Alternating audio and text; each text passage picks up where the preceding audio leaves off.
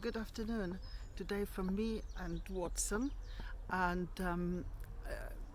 just for change, I would like to welcome you to our uh, polytunnel. Well, some of you have really spectacular polytunnels. However, ours is 3.5 meters by 2, and already has been torn and is sellotaped, and the zip is not working. However, it has been useful, and I think the £70 was worth spending. We will try to maybe recover it next year, while we also looking forward to having a proper greenhouse. It's been on order. It's going to be probably more likely to be also a Christmas present because delivery on quite lots of greenhouses this year was about 6 months, but it will be really very welcome when it actually happens. But in the meantime, let's have a look what we managed in this tiny polytunnel. So at the moment the polytunnel serves us everything. Storage, things we don't want to be lying around, and the greenhouse. We've made a bed here, but actually that bed has been, sort of, we had raid by mice here and by other rodents, which obviously we stopped planting anything here last year. We didn't want to share our crops with them. So I, by complete accident, just because I didn't have enough space for them in the border and nowhere to plant, I left 3 tomatoes and planted them in a bigger pots, and here they are. They absolutely loving it. So I've got this one, pretty convinced is a Black Russian, and it's got already quite loads of tomatoes on them. 3, 4 trays. Unfortunately, it didn't manage to sort of, and it sprung another vine from the other side. And these 2, which also got slightly out of control, and I picked the growth on the sort of daily basis. However, they managed to outsmart me. These have reached the height of the polytunnel. These, I think, are Craigella, with this quite, correct me if I'm wrong, but with this slightly different type of leaves. Again, 1, 2, 3, 4, 5, 6 stresses. I might just cut them off on top now to get slightly bigger fruit. And this one as well, 1, 2, 3, 4, 5, 6 on top, and it's got sprouted one on the side, which they obviously must be fairly happy here. Now, I have made and mentioned in several videos my first attempt on aubergines, and I have to say it's been unexpectedly successful. I've got 4 plants, and let me just show you. So this is one, this is another one, it's got 2 fruit on it. There is another one with some fruit, and they constantly flower and don't always set flower because it's too cold. This one hasn't been sort of successfully pollinated or set any fruit yet, but I'm having still high hopes. It's looking very good. And actually I will harvest the first aubergine. Well, the joke was we went to a local supermarket, and yes, the aubergines were on special 45 pence, but I'm sure they're not gonna taste the same as mine. Just to mention, everything in this allotment and this polytunnel is our first. So these are my first tomatoes not grown around the house, and they're doing much better than any ones I grew before. And very first aubergines, and these are F1, And these on the left hand side, which I'm going to show you in a second, are actually heritage, sort of heirloom variety, and they have not been as fast, as vigorous. None of them been grafted and bought from specialist nursery. They've been, both varieties been sown on 31st of January, moved here to the Polytunnel sometime in May, and just these two I just plonked directly into the beds. So this one is flowering for very first time and naturally splits itself into two. I'm gonna pollinate that today. I'm very happy, very sort of high hopes on this one. This one also have a first flower bud. I'll be watching that. Again, split itself naturally into two, and I always like to keep, you know, I've watched so many videos on the subject.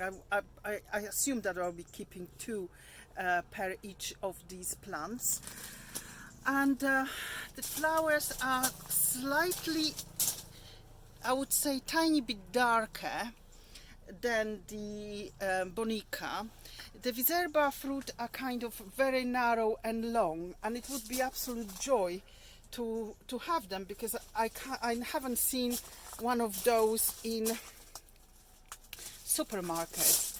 Now behind here are the melons, mainly melons, and these are seed grown artichokes, and I will take them out now and wait for the potatoes. When the potatoes are finished, I'm going to plant them in the normal space in the border. Now these I used jute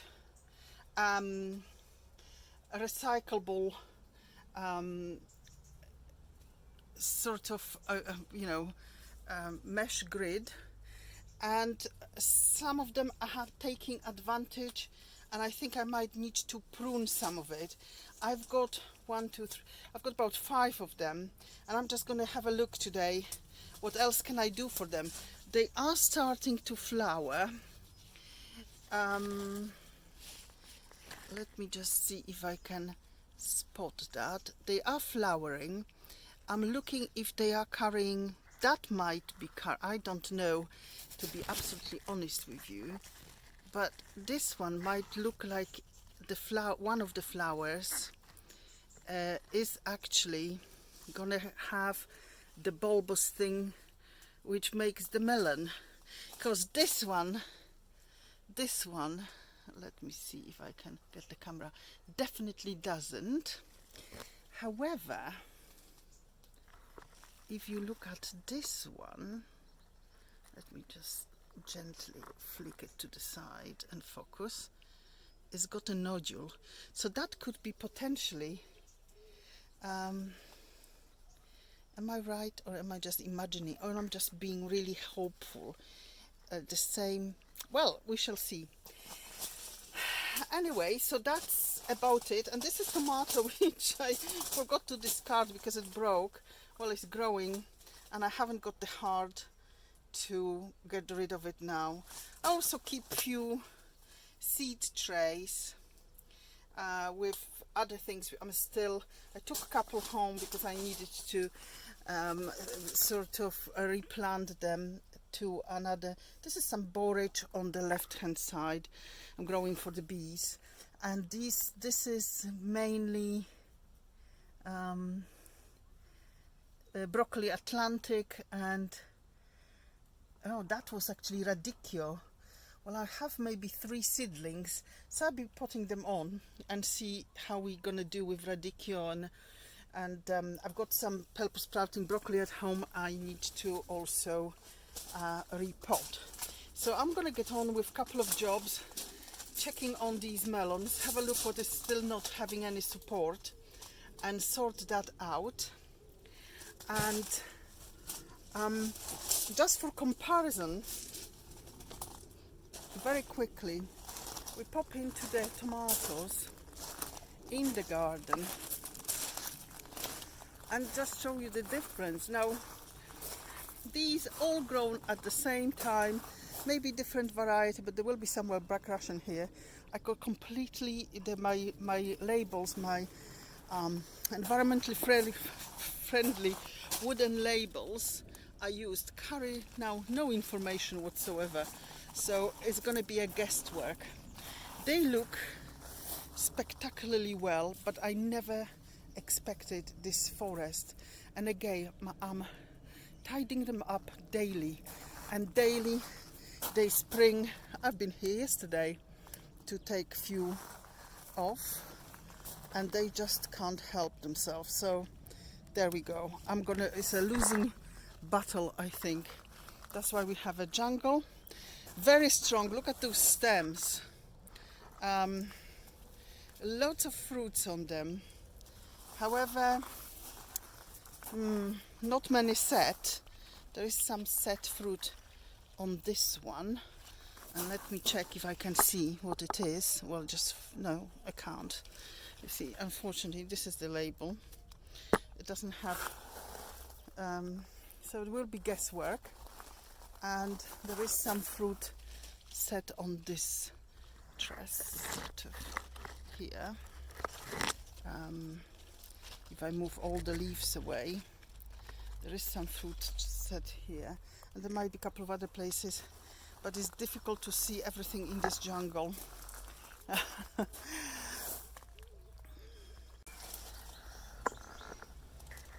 The polytunnel tidied up, and just to remind what is in it.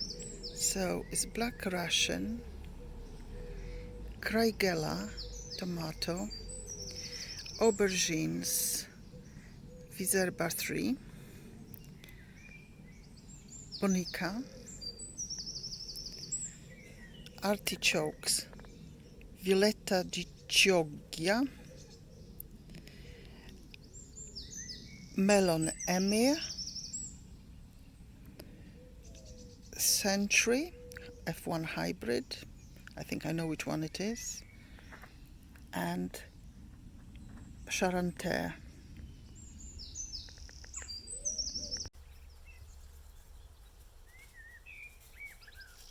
Well, if you wondered, where is Nigel today? Nigel is on a scything course to be able to sort some of the unpenetrable greenery around here in the friendly way with a scythe.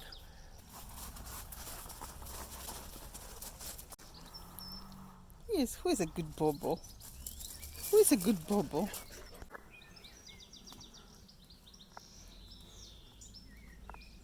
Oh, who is best Bobo? Who is bestest Bobo? Who is bestest Bobo? Who is?